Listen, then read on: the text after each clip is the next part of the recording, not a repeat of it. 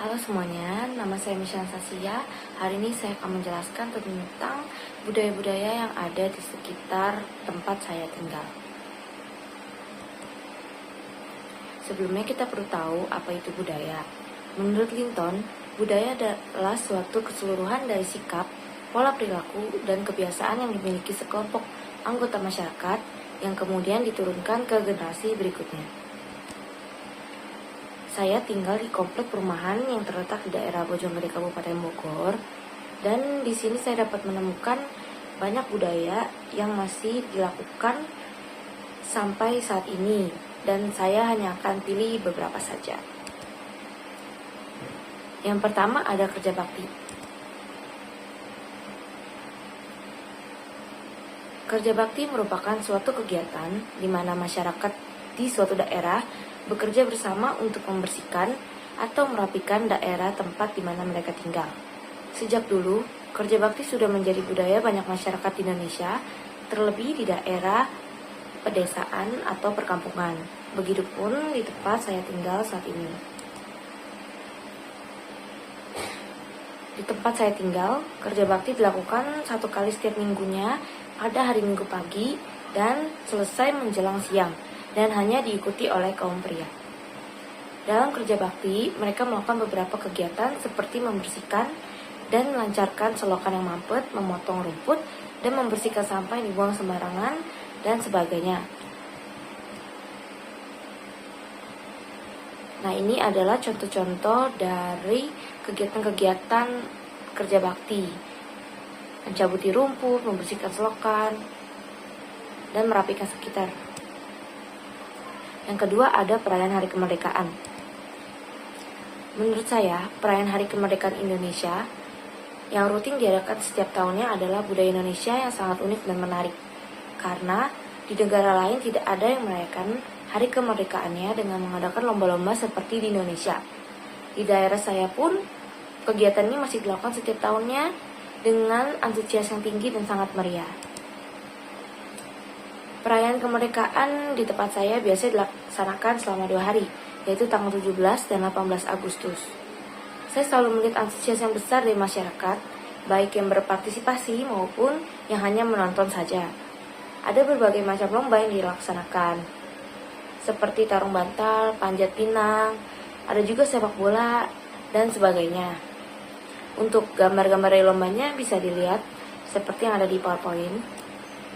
Dan di tempat saya juga beberapa lomba itu diadakan di atas air, seperti tarung bantal dan panjat pinang tadi. Karena kebetulan di tempat saya ada sungai atau kali yang cukup besar dan cukup menarik jika digunakan untuk lomba. Dan perayaan 17 ini dapat diikuti oleh berbagai macam kalangan, mulai dari anak-anak sampai dengan orang dewasa. Dan tentunya ada hadiah juga yang menarik bagi para pemenangnya. Yang ketiga adalah menongkrong.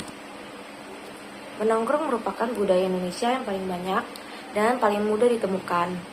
Biasanya masyarakat banyak menongkrong di kafe, pinggir jalan, di dalam mall, di depan rumah, di warung, jembatan, dan masih banyak lainnya. Begitupun tempat saya. Di setiap malam selalu ada banyak masyarakat yang menongkrong dan beberapa juga menongkrong sampai pagi. Yang dilakukan dalam nongkrong ini seperti mengobrol, bermain game, bermain gitar, dan sebagainya. Kegiatan ini biasanya dilakukan oleh kaum muda dan bapak-bapak. Sedangkan untuk kaum ibu biasanya disebut arisan. Kegiatan ini banyak sekali terlihat terlebih pada zaman COVID-19. Berkumpul itu dilarang pada zaman itu. Namun di tempat saya terkhususnya masyarakat tetap menongkrong dan berkumpul seperti tidak ada corona. Dan menurut saya juga kegiatan ini atau budaya ini sedikit negatif ya, apalagi jika dilakukan terus-menerus atau terlalu sering. Karena kegiatan ini sebenarnya tidak memberikan dampak yang positif pada perkembangan diri kita.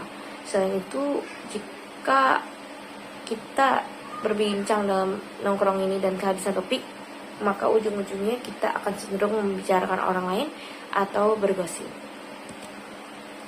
Jadi kesimpulannya itu ada banyak sekali budaya yang simple, umum, dan dapat dengan mudah kita temukan di sekitar saya, seperti tiga budaya yang